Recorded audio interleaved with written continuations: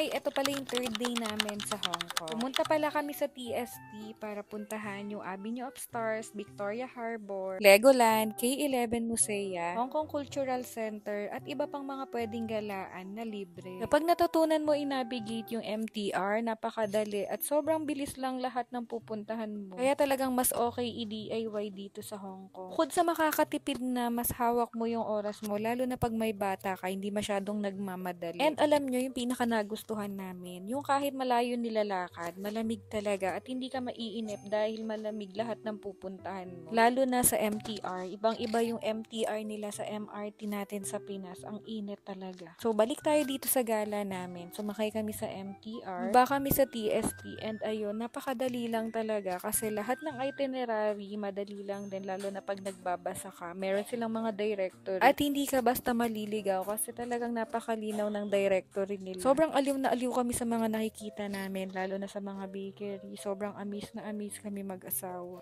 Kaya talagang ang asawa ko gustong-gusto bumalik na kami agad ng Hong Kong kasi nagustuhan niya talaga. Medyo pricey nga lang kaya talagang pag-iipunan namin. Unang napuntahan pala namin ay yung K11 Musea at talagang ang ganda rin talaga. Andun yung mga luxury na brand, kagaya ng Chanel tsaka yung mga mamahalin. And after nun, pumunta rin kami ng Legoland and gustong-gusto talaga ng anak ko puntahan. At gusto niya rin talaga maglaro pero hindi. Umalis na rin kami agad. Nag-picture lang. After niya, naglibot-libot na kami sa mga pre-itinerary at para makapag-picture na rin. Kahit nakatirik yung araw, hindi ganun kainit. Malamig talaga yung hangin. Naka-long sleeves pa ako niyan and makapal talaga yung long sleeves na suot. Alam niyo ba yung damit ko? Hindi ko talaga yung nasusuot dito sa Pinas. Diyan ko lang sa Hong Kong nasuot kasi talagang malamig. After nun, kumain kami sa Cafe de Coral. Hindi ko na lang na-videohan. Pero ang sarap ng pagkain and ang lalaki talaga ng mga service. After namin kumain, naglakad-lakad lang kami dyan. Ang sarap lang pagmasdan. Yung anak ko, tignan nyo, lakad lang dyan ng lakad. Ang sarap-sarap maglakad kasi malamig lang talaga at hindi ka talaga mapapagod agad. Ang sarap lang minsan talaga yung naglalakad ka tapos naggagala. Ibang-iba yung pakiramdam kapag naggagala ka. Nakakaisip ka ng mga bagay-bagay, ng mga bagong idea sa trabaho.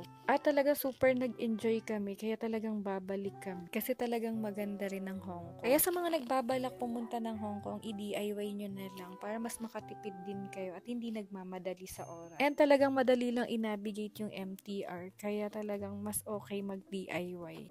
And hindi na rin namin pinaabot ng hanggang gabi. Hindi na kami nanood ng Symphony of Stars. And pag bumalik kami ng Hong Kong, manonood na kami. So ayun lang. Salamat sa lahat ng nanood. God bless.